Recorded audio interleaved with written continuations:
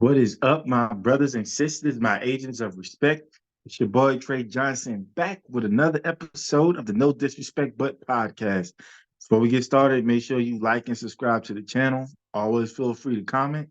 We just keep them comments respectful. And if you want to support your favorite podcaster, the link to do so will be in the bio, and you can do that for as little as 99 cents a month. So appreciate all the support from the agents of respect and everybody that's a fan of the No Disrespect But podcast.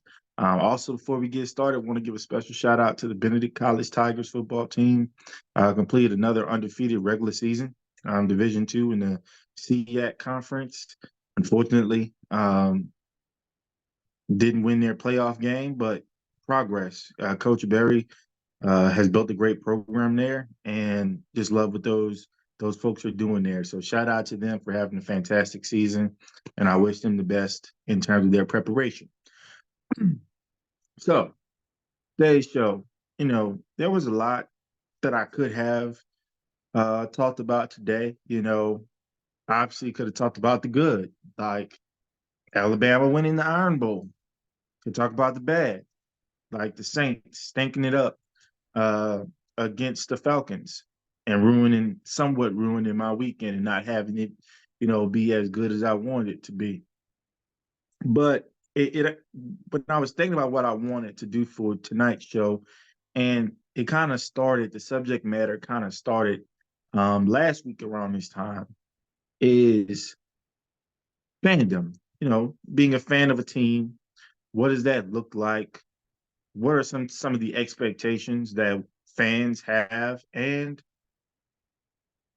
when is there a line that either fans cross or that coaches and players may cross when it comes to how they interact with fans? And just to rewind a little bit on kind of what really led me to thinking about this, right, is last Wednesday, the San Antonio Spurs are playing the Los Angeles Clippers. And you know who plays for the Clippers? Kawhi Leonard. And everybody knows how his tenure in San Antonio ended 4 or 5 years ago now. And we don't need to revisit that. I think we have enough episodes about this on this podcast about what that looked like for us. And by for us, I mean the San Antonio Spurs and the organization and how it set us back, and how Kawhi weaseled his way out of a contract and out of being the franchise player for the San Antonio Spurs only because he wanted to be closer to home, which is fine. But the way he went about it wasn't really appreciated by myself and definitely not by fans and folks that were born and raised in the city of San Antonio. So, it's a pride that's been built up over the years. But anyways, um, during that game, the crowd is booing Kawhi religiously. Every time he touches the ball, they are raining boos on him. And this has been the case since his first road game against the Spurs as a Toronto Raptor, right? So it's been happening. It happened when he was with Toronto. It's been happening the past 4 years. He's been with the Clippers in the games that he plays. Pop decided to pause the game while Kawhi's at the free throw line, right? He's at the free throw line. Spurs fans are booing. That's it. Booing. Boo. The things that every fan since the history of any type of entertainment did. They booed. That's what you do. But he grabbed the mic and he then proceeded to scold the crowd. Told them, we're better than that. Have some class, which alludes to being a classless fan base. And he basically scolded us for being fans. He scolded the people in that building for being fans and booing a player and saying they had to be better than that. And it got me to thinking of what's truly the expectations of being a fan. I mean, to boo or to cheer, those are the two things that every fan knows, that every fan participates in. When it's your squad doing well, you're cheering. When it's the opposing team either doing well or just being there, you're booing. That's just what it is. And I think we've gotten to a point in sports where the lines are blurred now of not just what fans do or what they can and can't do, but coaches and players um, kind of going out of bounds. And when you think about the NBA, they've been having this issue for quite a few years now.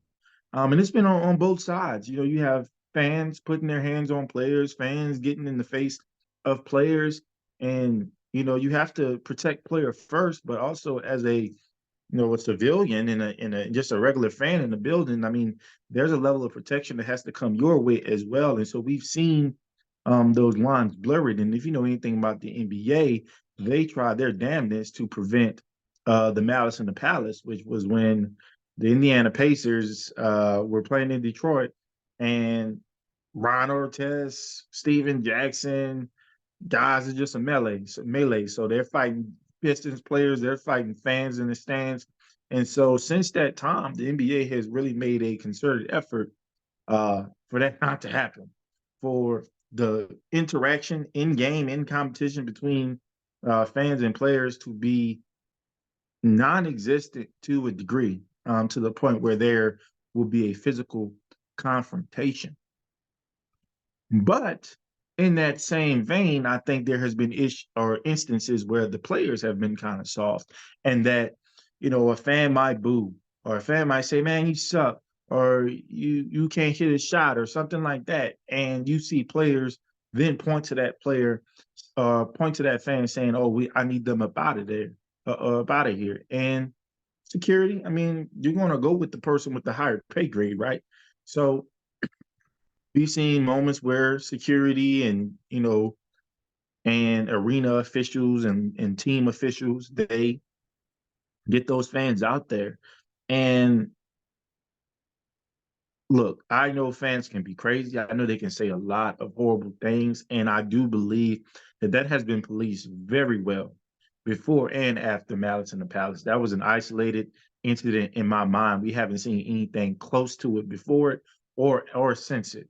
So I do think it's a bit of an overreaction, but it's usually policed very well in terms of fans conducting themselves in a pretty decent manner and within the confines of what you expect, which is normal booing and cheering and maybe some jeering, but nothing, no personal attacks about people's family. Like I remember one year somebody told LeBron that they hoped that Bronny died or something like that, which was totally out of bounds, and they kicked their behinds out, and rightfully so.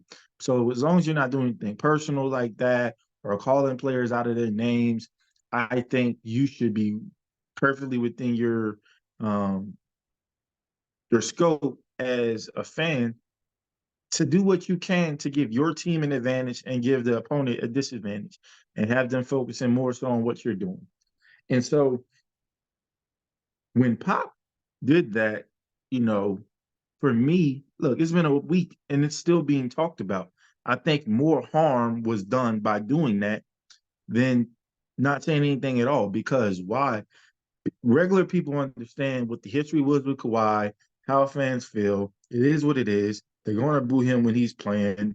Kawhi even said it himself. He says, "Look, when I'm not in the Spurs jersey. They're probably going to boo me for the rest of my career when I'm playing here. But hey, when I'm out and about, it's still love. They appreciate what I've done, that type of stuff. But I understand that when it comes to playing basketball, That's what I'm going to endure." And when Pop was pressed on it and saying, "Hey, what was that about?" Well, to one end reprimand fans for lacking class, for then for you to be snarky with the reporters and saying, "Well, I said it in English, didn't I?" And this and that, and you just don't poke the bear. Anybody that knows sports knows that you don't poke the bear. Well, sir, that was extremely condescending of you. That was extremely classless of you to treat someone whose job it is to just ask questions so that they can relay that message to the fans, to treat them like that. And that wasn't an isolated incident. We followed Coach Pop's career. as the head coach of the San Antonio Spurs. They know how he treats me. We know how short he can be. I mean, there used to be a run. You used to have ESPN reporters have a competition of who can interview Coach Pop the longest before he shuts them down and goes back to his team. That was a real thing. And while everybody else laughed it off, honestly, the only one who always had an issue with it was Skip Bayless. He would always make a point to say, "You don't treat people like that. Like these people are just doing their job. They're just trying to pay their bills. There's a decorum that you have to have when you're dealing with members of the media that Coach Pop never had." So on one end, it's like, okay, well, first, I just think you're out of bounds in general as a coach to tell fans to stop booing, regardless of who it is, right? But when you are a person who has lacked respect, you damn sure can't be the messenger to provide that message to a fan base. Like you can't. Again, you're very snarky with media, you're very snarky with other players, or you have had a history of being that way. You can't talk about class and decorum and how people are supposed to act when you haven't practiced that during your tenure as the head coach of the San Antonio Spurs. And so I use that as an example because that was kind of the start of me thinking about what I wanted to talk about. And it became like, man, like what happens as a fan when,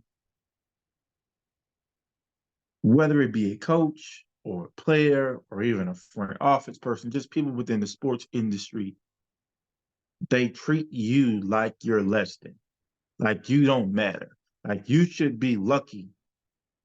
You should be lucky to watch them do what they do as if we don't pay for it. It's not like it's free. It's not like you just wake up and say, I want to go watch a basketball or a football or a baseball game today, and you get to walk in.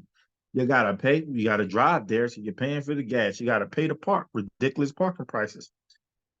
If your team is any decent, to get a seat, it's usually expensive. And God forbid you're a season ticket holder, so somebody who has been invested in this team, that costs a lot of money. So when you're then confronted as if you're just nobody, just a peon, like, oh, it is what it is. We don't care what you think. Well, hate to break it to you, but you need to start caring what fans think. Y'all need to get back to valuing a fan base.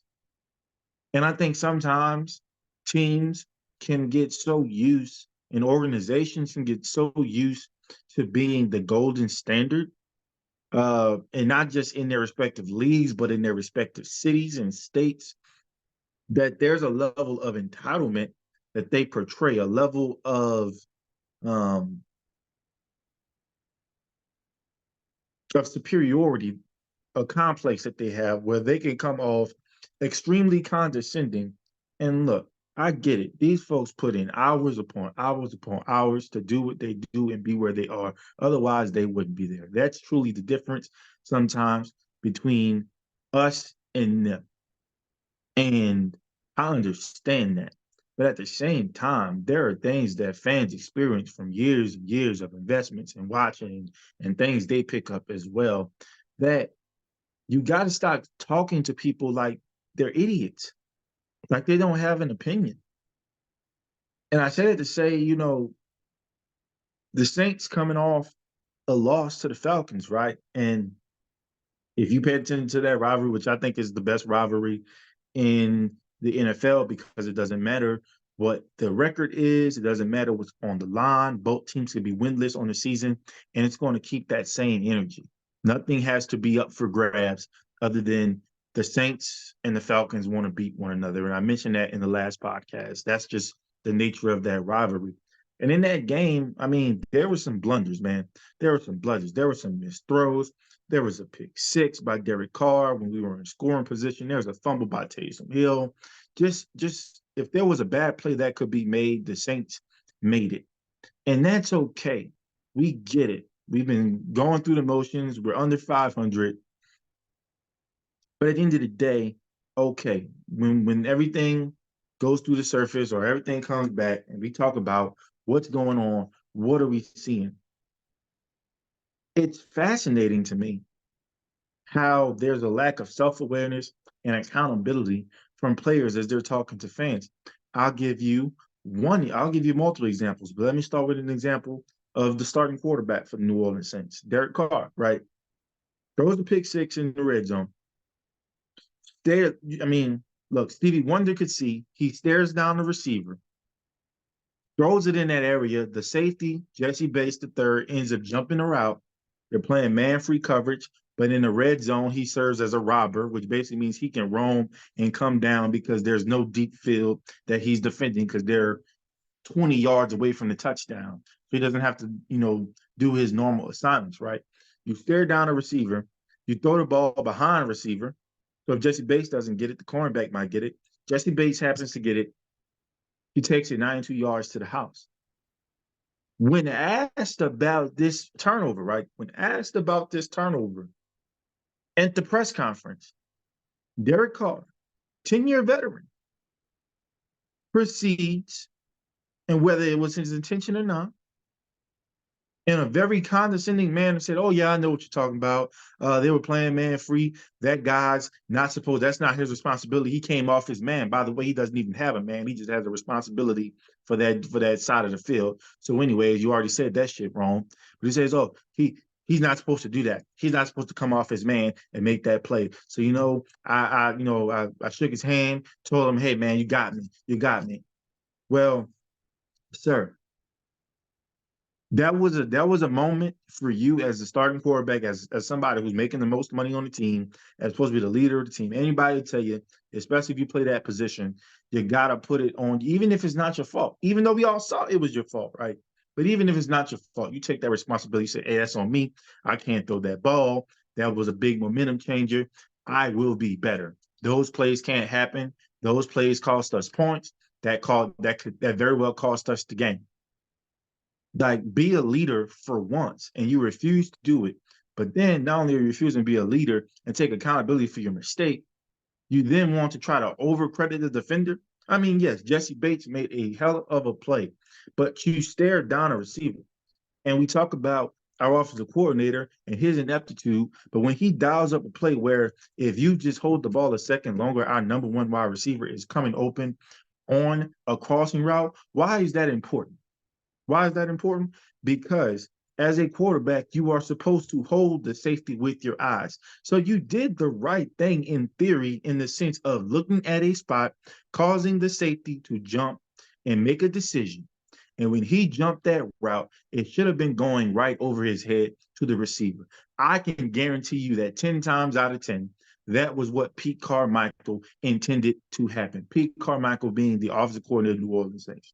It was, we're going to hold this area. If the safety does not come down, we're going to throw it to Rashid Shaheed. If the safety comes down, we're going to throw it past his head to Chris Olave on the crosser. If neither is there, we're rolling out, we're throwing the ball away, we're living to see another down. But what you can't do, even if it's the player making a beautiful play, you could not throw in that area.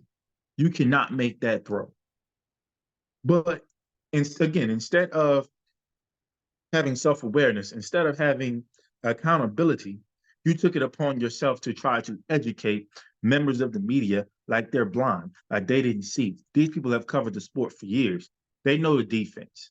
They do. They may not have, not all of them may have played in the NFL or at any level of the sport, but they do a hell of a job of studying the game to make up for that. And I can bet you, I bet you Ross Jackson and them watch more film than you. I guarantee it. Because that's part of the job. That's what media members have to do. They have to be well versed in what they're talking about. Because at the end of the day, they're talking to people like me, people like my family that aren't all around the building and everything like that. And they have to relay that message of what they know, the verbiage they know, the the coverages they know, and all these things. They need to be able to take that knowledge of the game, right, and translate that into layman's terms for people that don't understand the game. So I guarantee you, they saw the coverage, they knew what it was designed to be, but you took it upon yourself to talk down on them. And I will tell y'all, my agents of respect, if there is one thing that I hate in this world, it is condescending individuals. Like, I hate it. even if it's a person that does know more than me, which in this case, Derek Carr does know more about football than me. He's forgotten more about football than I know. I get it. But the same thing with Pop. He's forgotten more basketball. He's heard more boos and cheers than I will ever hear. I get it. But at some point in time, respect is respect. Respect should not know education, barriers, and knowledge and all these things. It's human decency to talk to somebody with respect. And it just so happens to be the two of my favorite teams, both in NBA and NFL, that I cheer for, but which is why it hurts even more because I know what those franchises mean. I know what those players mean to the people of that city or those respective cities. Like, I remember being a kid and Saints players hanging out like with my dad and my aunt, like that. Like we were that ingrained in the city. The team, the players were that ingrained in the culture that you like my people wasn't, some elite people. They weren't that. They were just your regular people in the city. But guess what? The players, because they knew how endearing they were to the fans, what the players, what the organization meant, that they didn't have that type of mentality with us. And you could hang with somebody actually hanging, So I remember those things growing up. And I think we look at some of our players on the roster now, they have really, galvanized and embraced the community. And it just seems like one, Derek Carr hasn't done it. And I think one of the things that showcases that is the way that he talks to people. I think on another note, I think the way Dennis Allen talks to people, it's ridiculous. I mean, after the game, Alvin Kamara, the best player on the team, especially the best player on offense, talks about, hey man, we don't have an identity. Like there's not a thing that we just do well that okay, this is the Saints' identity. For instance, in the Drew Brees, Sean Payton era, you knew that they were going to take what the defense gave them, but the notion was, hey, we want to try to run the ball effectively. We want to try to get the ball, make the right plays, and hey, we're going to get the ball downfield. We're going to get that big play eventually. Like we had an identity of a well-oiled machine that could kill you with check down, check down, check down, can kill you with the big play. And then when we really made a concerted effort to run the ball, but you knew Drew Brees was going to be the general. He was going to be the guy, conducting everything. If he wanted to run the ball and give it to the running back, that's what was going to happen. If he saw a matchup on a linebacker with a running back or slot wide receiver, we were taking that. We had that identity. We were going to be cerebral. We were going to be intentional, and we were going to attack you in all phases of the game. That's who we were. And so what Alvin Kamara was saying was, what are we doing? Everybody keeps saying, okay, we got to be better. We got to be better. We're going to be better. But how? We're not asking the most important question. How are we going to be better? What are the things that we're going to do? Are we doing this currently and we're going to change it to this? What is it? And if you look at a Dennis Allen press conference, he never says, we're going to do this better. He just says, well, you're right. We got to clean things up. We're going to get better. We know we got to get better. We will get better. And so when not just a member of your team, right, but the best player on your team, someone who should be a team captain, by the way, says, yo, stop telling me that we're going to get better. Tell me how we're going to be better. Tell me what are the things we're going to be better. We don't have an identity. The next day, not even 24 hours, Dennis Allen's at a presser saying, oh, well, I don't quite agree with that. We're an explosive offense, and an opportunistic defense. That is what he categorized as the Saints' identity. And we know that's not the case. Do we have moments of explosiveness? Yes. Do we have moments of being opportunistic on defense? Yes. But is that consistent? Is that consistently who we are? No. We were 0 for 5 in the freaking red zone, dude, as far as touchdowns. As far as touchdowns, we had to kick field goals. Our rookie kicker is having to do way more than any rookie kicker has ever been asked to do. The dude's probably going to break the single season scoring record because he's had to kick so many field goals. And lo and behold, he injures his groin. So now we're trying out kickers because we might not have Blake Rupe. So it's one of those things where, look, bro, like, did you not even talk to your star player when he said this? Did y'all not get on the same page? But then you want to come to the Saints media. And now in the age of social media, we don't really need them as much because we got access to it. So we can look at it as fans and we hear you talk and you say, oh no, we're this, man. What y'all are seeing, well, what y'all think y'all seeing isn't the case. And I gotta tell y'all, that is so frustrating to me personally as a fan. And I think we're losing the recipes of fandom, honestly, because even though we're so close, I feel like even though we're so close in terms of having access to hear what coaches are saying and what players are saying, I also feel like we're so far in terms of actually getting that addressed. You know, does Dennis Allen truly pay attention to what people are saying to him on social media? Is Greg, I know Greg Popovich isn't even on social media, so I know he could care less what fans are saying about him and what fans think about what he did, right? Russell Westbrook could care less. You know, his family was getting attacked. Like he knew it was happening because it was happening to his family. He addressed it, but it's just, it's things like that where what does it mean to be a fan anymore? I mean, we always knew what not to do, right? You always knew not to curse, you know, you always knew not to curse at the players, you knew not to call them out their names, good and well not to talk about nobody's mama. You knew not to throw things at people, you knew that. But now there is a line for what can a fan do? What can a media member do? We used to be able to call people out on their bullshit and not have any fear of repercussions, especially when it comes to a media member, of losing your job, losing your credentials, which is everything.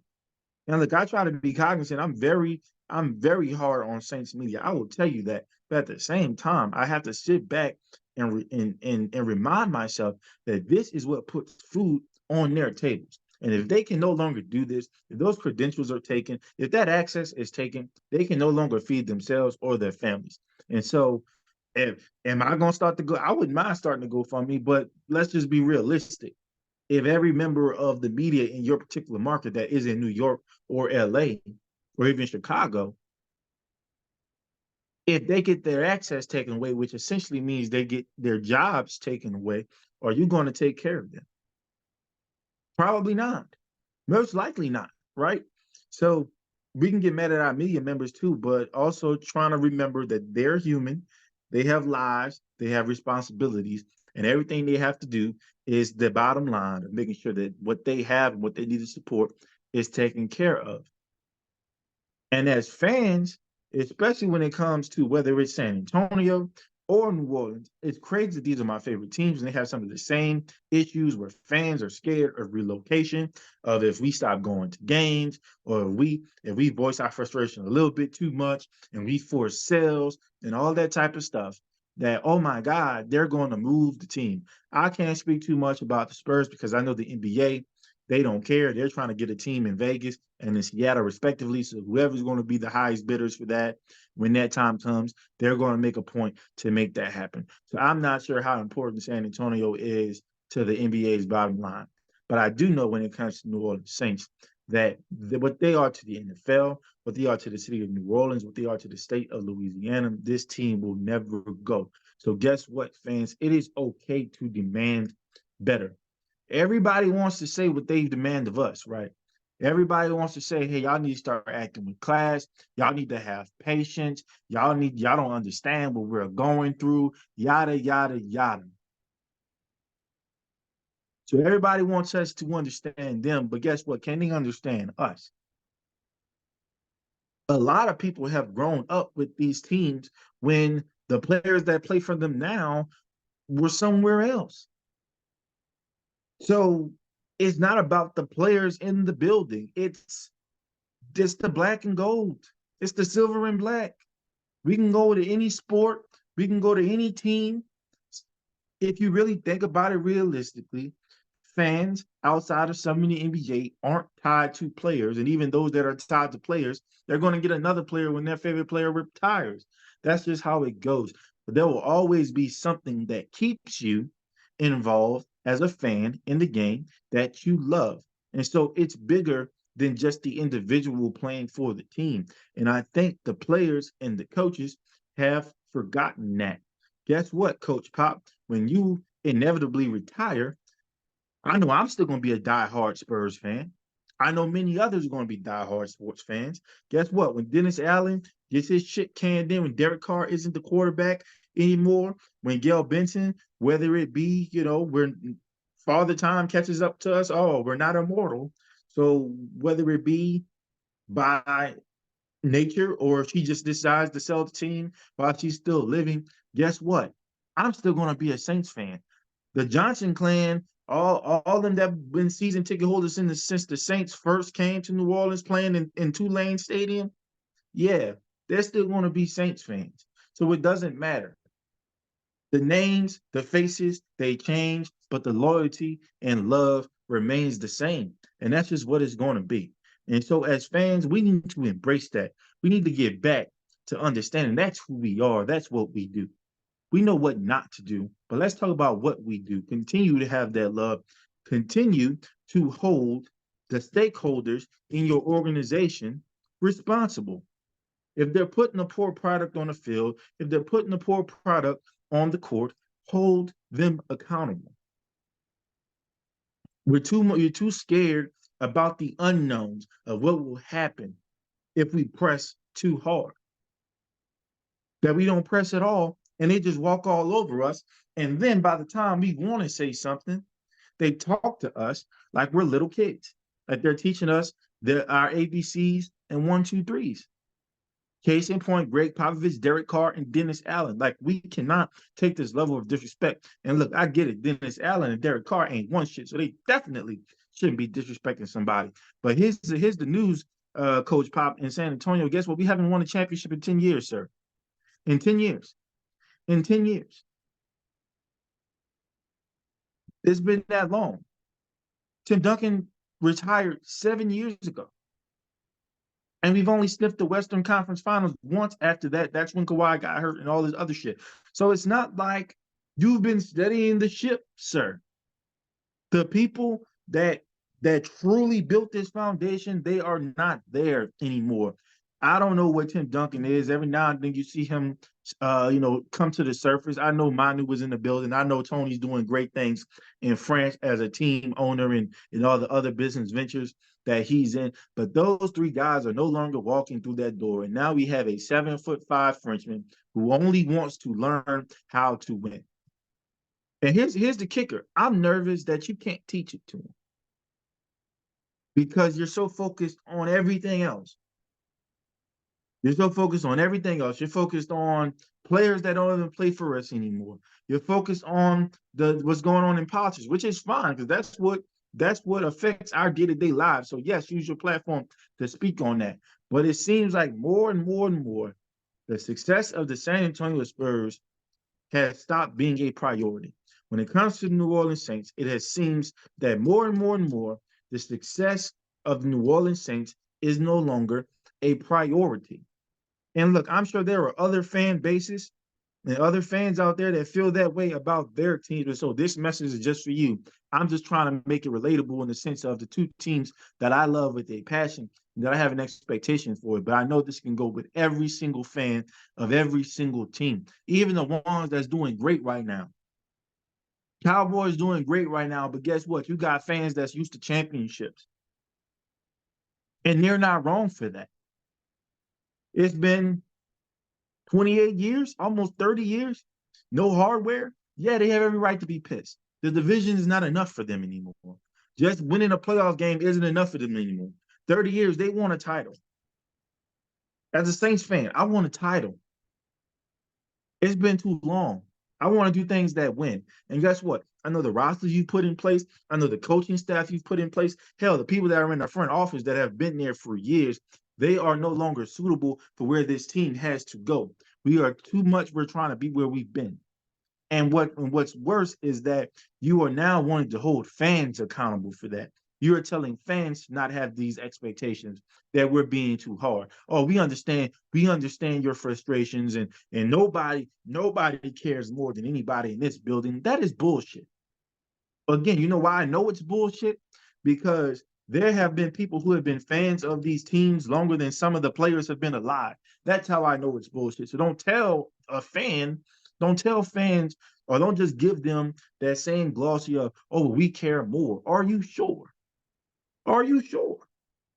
Because it doesn't look like it. They're not seeing it, right? They're not seeing it. And at the very least, you can acknowledge that, okay, we get it. Y'all have an expectation. And trust me, trust us, fans. We are busting our behinds off to meet those expectations.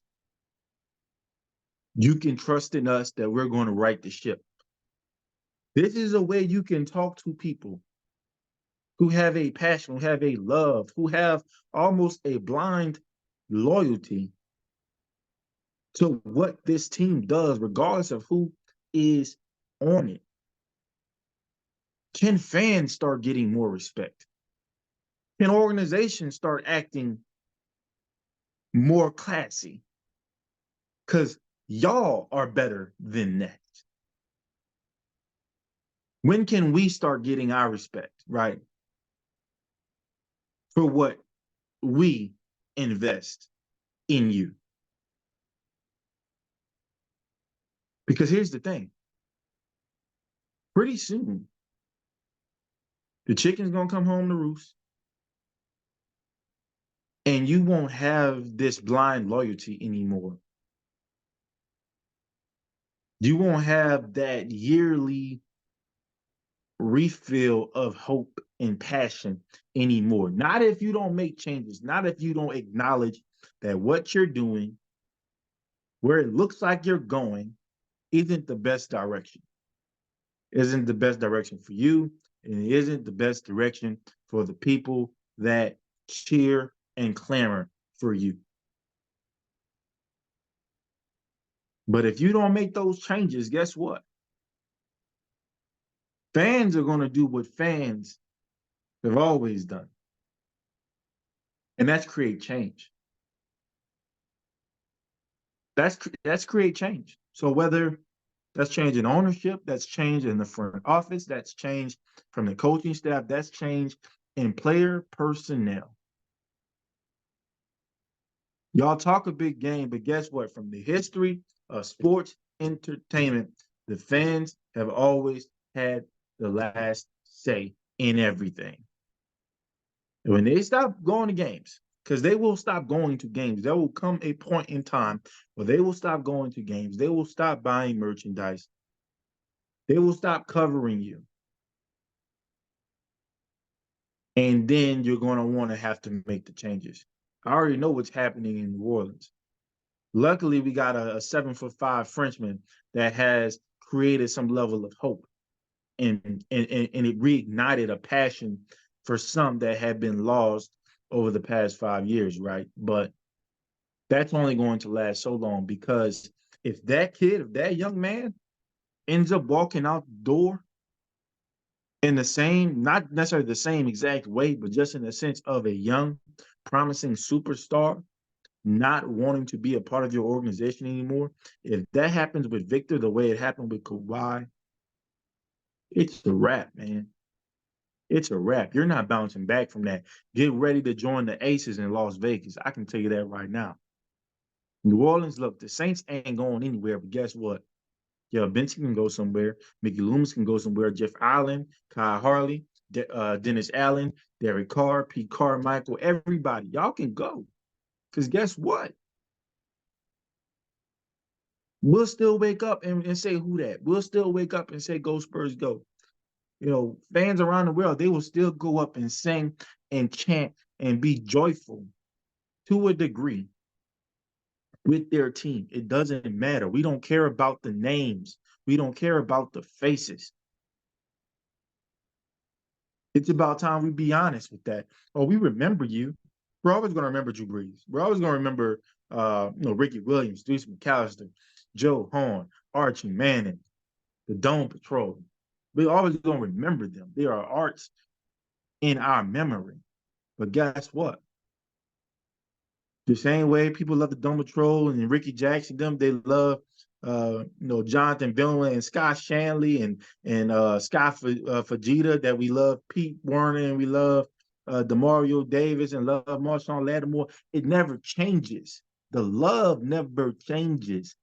Who the love is for, the name, and it's gonna be a different name. That's gonna change, but the love will always remain the same. We love our players when they're here. We respect them when they're here. But y'all got to show that same level of respect, man. Like, it's getting out of hand. Fans invest too much time. They invest too much money, most of whom are investing stuff they don't have, which is another story in itself. Y'all got to start having a little bit more respect, man. It's ridiculous at this point, especially those of it that have been a mainstay. It's just ridiculous. You think you can say whatever you want to us, that you can do whatever you want to us. You can raise prices when you want them. If a team happens to be good, now you want to go up on the price.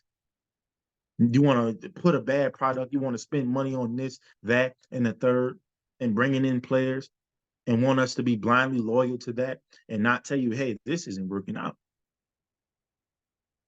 We might change. We might need to change. Or, hey, sir, you made a mistake. Oh, no, I didn't make a mistake. See, what it is this and that. And you don't have the brain power to understand what I saw. Okay. Okay. We can keep doing that. And again, I'm gonna use the Saints and the Spurs as an example, because those are my teams.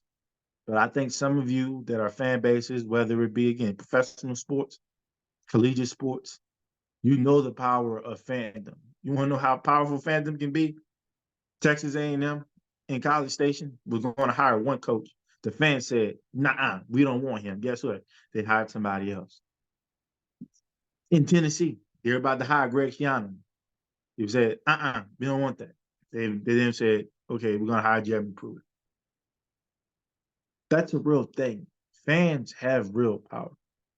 And any reasonable organization, any smart organization, does not want to be in a position where fans have to flex that power.